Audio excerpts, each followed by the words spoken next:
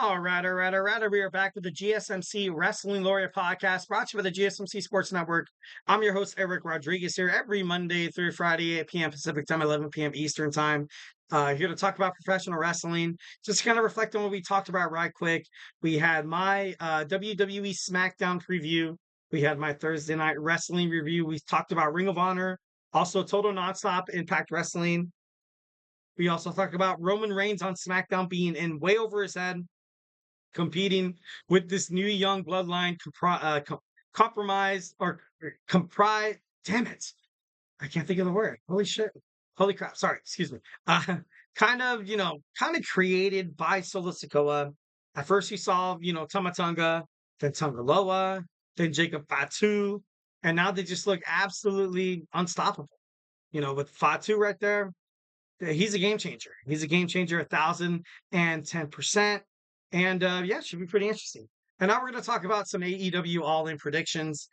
We have my man Emran's Soccer Podcast rapidly approaching in about 34 minutes. So we're going to try to keep this brief, kind of keep it going. It is Friday. So I don't want to keep you guys too much. I want to make sure you guys have a good night's rest, have an amazing weekend with the family, and have a safe, fun, loving weekend that you remember, just kick your feet up, keep your feet up, because y'all deserve it. Because y'all deserve it. All right, so let's talk about some AEW. Why does it do that? Damn it. Uh, let's talk about some AEW All In London. There's already 50,000 tickets sold. This is one of the biggest events in AEW. And so far, it's kind of lived up to the hype. And that's good for AEW. Good for AEW. I kind of like it when AEW, you have the scrutiny about, oh, you're not as good as WWE. Well, yeah, dude. Yeah, that's because they've been around for decades. This is our 5-year anniversary. Kind of get off our arse, dude. Like, relax. And like a lot of wrestling media likes to do that, to be like, oh, Rampage and Collision and Dynamite ratings go down. And in reality, it's like, you know what? With this new day and age with digital media, you can stream something on YouTube and have it absolutely 1,010% free. That's that. You sell your product that way. By creating good content, by kind of appealing to multiple demographics, but most importantly, just being genuine. Just being genuine. So 1,010%. I feel like AEW All In is going to be a banger. I'm going to be renting it. I think it's still $50. Hopefully they don't hike up the price because it's going to be awesome. Hopefully they don't. All right, so this is AEW's biggest show of the year. We have our All In 0 Hour. We have Willow of Nightingale teaming up with Tomoro Tomor Tomohiro Ishii of New Japan Professional Wrestling against Chris Statlander and Stokely. I hate Stokely. Man, I just want to get his butt kicked. Uh, so my pick, honestly, I think Willow Nightingale, the CMLL World Women's Champion, will prove dividends and prove why she's amazing and why Chris Statlander can't hold her own inside the ring with her. Next, we have the Casino Gauntlet match. We have freshly squeezed Orange Cassidy will start in that number one spot, but there's a lot of fighters that could be, they're gunning for it. I believe, I want to believe that, oh my God, who's the guy that MJF attacked? And no, not Sammy Guard. Damn it, I can't think of his name, and it's killing me. Obviously, a lot of people could make a case for Hangman Adam Page becoming the winner, but you had Ricochet sign a multi-year $1 million contract with AEW. What's the hurt for him coming in? What's the if he does come in, he doesn't necessarily have to win. Imagine if he's like, kind of part of like at the end where he doesn't necessarily kind of get his ass kicked and stuff like that. But I don't know. It's it should be pretty awesome. Should be pretty awesome. Uh all in all, the Casino Gauntlet match, Hangman Adam Page might pull out the victory. Kyle O'Reilly is going to be there as well. Roderick Strong, people gunning for a chance for the AEW World Heavyweight Championship. Swerve Strickland, champion holder. And I think it's going to make sense at All Out if you have Hangman Adam Page taking on Swerve Strickland finally, because you have Hangman just taking out everybody in the back, kind of being a jerk about it, you know what I mean? Like, but I don't know, it's kind of crazy. Next, we have the London ladder match for the AEW Trios Championship. The Bang Bang Gang and House of Black will take on, the The Bang Bang Gang takes on House of Black. They take on a mystery team, and they take on Patriarchy. I don't know who the mystery team's going to be. Maybe Dustin Rhodes and the Von Erichs. Also, where else? Where the Bang Bang Gang, Switchblade Jay White has been, cleared to wrestle, so he's gonna make his way back, trying to get his championship titles back. There was a point when these guys were like hot. These guys were killing it. These guys were double champions. They had titles after titles after titles. They had gold all around their waist. But thanks to Switchblade Jay White's injury, they were forced to kind of relinquish those titles, or kind of put under by AEW. It's kind of be like, all right, like, we can have these guys champions if they're injured. If they're injured. All right, next we have the AEW tag team titles. We have FTR and the Acclaimed against the Young Bucks. Ultimately, I think the Young Bucks are gonna come out the victors.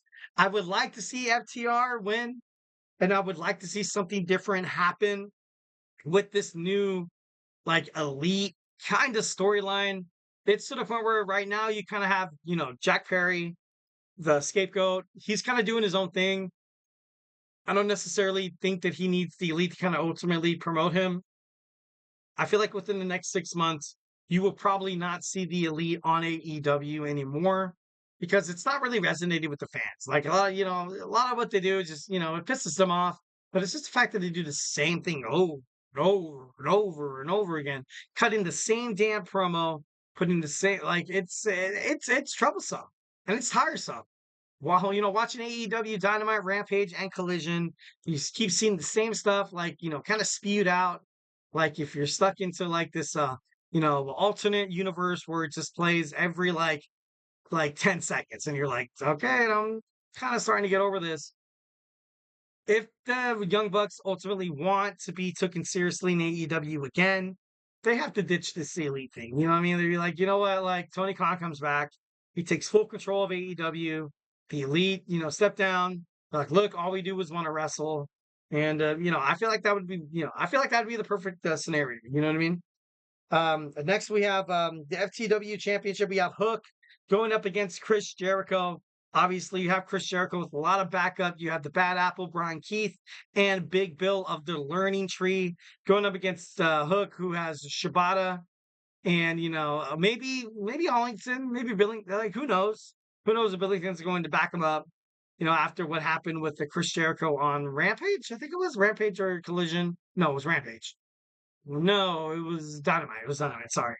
But overall, I feel like this is a great way for Chris Jericho to kind of step out of the limelight a little bit. As the FTW champion, I feel like Hook is a way more marketable champion. I feel like he can represent the title way better because he is younger. He is younger, 1,010%. And then, this is Hook's last chance. If Hook loses, he cannot challenge Chris Jericho again. So this is kind of like that put up or shut up kind of moment for Hook. So, should be interesting to find out what happens next. Next, we have a coffin match for the TNT AEW World Championship.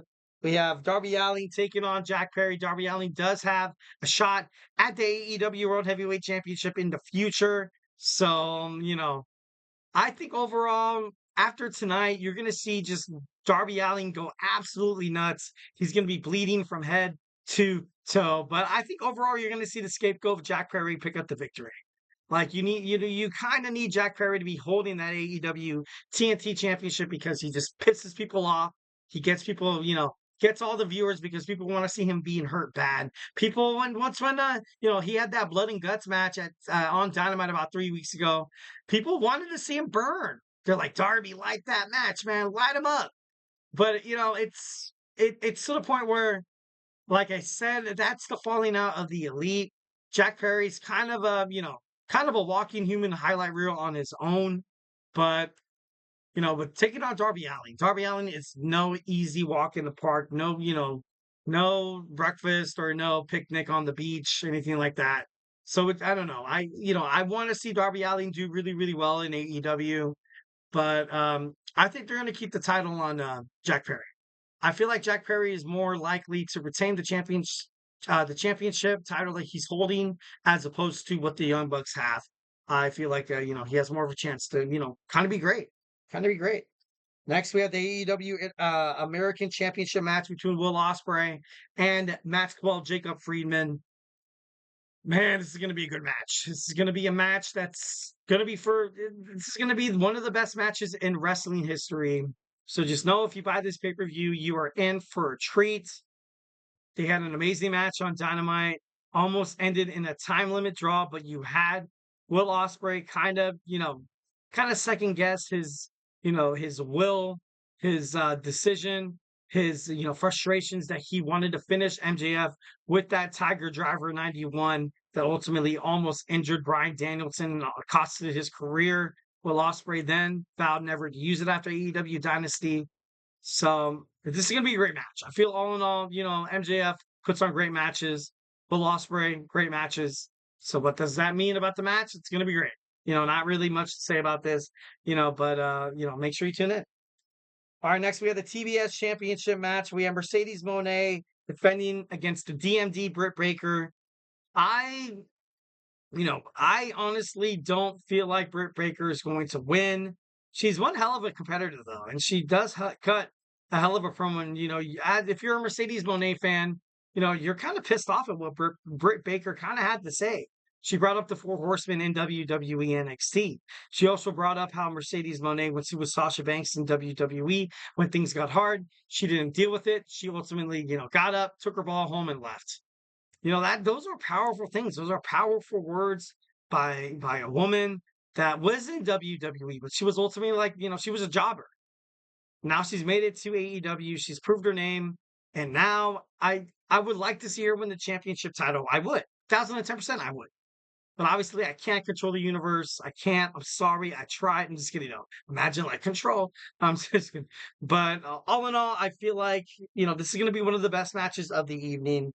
So I can't wait to watch it. Next, we have the AEW Women's World Heavyweight Championship. Tony Storm against Mariah May, one of the hottest women's storylines in professional wrestling within the last couple of decades. So I think Mariah May wins. I think I think with the help of Mina Shirakawa, she kind of ushers in this new era of AEW's women's division. And I feel like it's going to be great because at this point in time, you have Tony Storm that, she took on absolutely everybody, all the challengers, all the newcomers, just to ultimately win the championship over and over and over again. So I think it is time for a change. Usually, like I kind of compare this to WWE with WrestleMania, SummerSlam, Royal Rumble, Survivor Series, all our big PLEs. This is the biggest PLE in AEW history. If things are going to start brand new, it's going to be tonight. So, I predict Mariah May is going to win this match. All right, lastly, we have the AEW World Heavyweight Championship match. We have Swerve Strickland going up against Bryan Danielson, career versus championship. I think Swerve wins. I think Swerve wins in this match. I honestly think 1,010% that after this is all said and done, this is going to promote both superstars. Bryan Danielson does not need to be in AEW full time, part time, yes. But full time, dude, don't hurt yourself, man. You have kids, you have a family. One slightest little thing, you become paralyzed. You can't walk out of a wheelchair. Can't, dance with your daughter on a wedding night. You can't play catch with your son and teach him how to play football and stuff like that. I guess to the point where, and Tony Khan, he cares about his wrestlers. And by all means, he will sign Bryan Danielson to a contract that is like, you know what? We're going to keep him backstage interviewing, maybe on the announce desk. And if he wants to fight here and there, why not? We'll let him. Like having that kind of leeway, that's big. That's big. So, if you have the opportunity, Brian, you got to take it. You got to take it. And, although Swerve Strickland is actually one of my most favorite wrestlers right now at the moment, I don't know. I just believe that Swerve is a fighting champion. Right now, he is in God mode. He's killing it. He's like Roman Reigns when he was during the bloodline, but he doesn't have any backup. Right now, Swerve Strickland isn't the easiest person to fight, isn't the easiest person to win, because when he goes out there, it's not just a championship title. You're taking away his legacy. You're taking away the reason he wakes up every single morning. You're taking away what makes him feel in his own subconscious being that he is complete as a person. Having a champion like that, it's hard to beat. So we're gonna have a great main event. Can't wait to see what happens next. Can't wait to see. Oh my god, I can't wait for AEW All In. So yeah. All right, guys. Hey, do not go anywhere. We're gonna finish up with our fifth and final segment, our wrestling news roundup. We're gonna talk about the major breaking wrestling all around the professional wrestling industry. We're gonna talk about it here on the GSMC Sports Network. So hey, do not go anywhere.